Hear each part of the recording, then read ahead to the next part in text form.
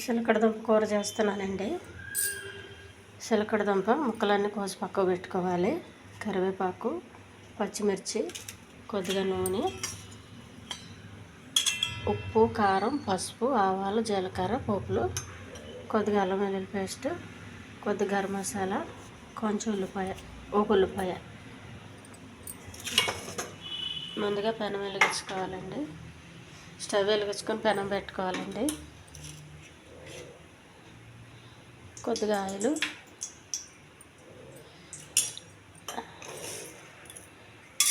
కొన్ని పోపులు,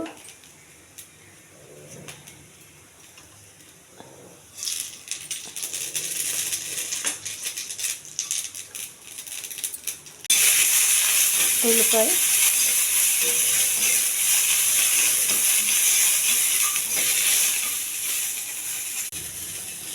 కొద్ది కరివేపాకు, పచ్చిమిర్చి,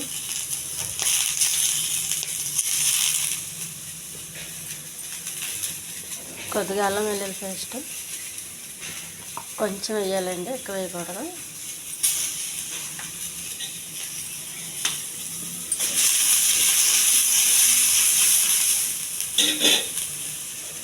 కోసి పెట్టుకున్న చిలకడదుంప వేసేయాలి.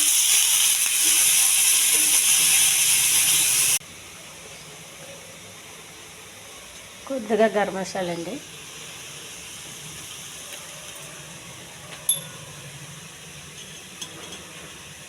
కొద్దిగా పసుపు, చిటికెడు కారం, కొంచెం ఉప్పు,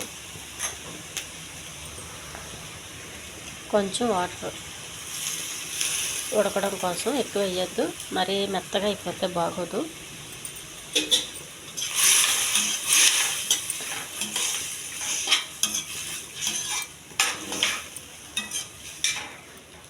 మూత పెట్టేయాలండి. ఇది మూత పెట్టి కాసేపు ఉడకనివ్వాలి.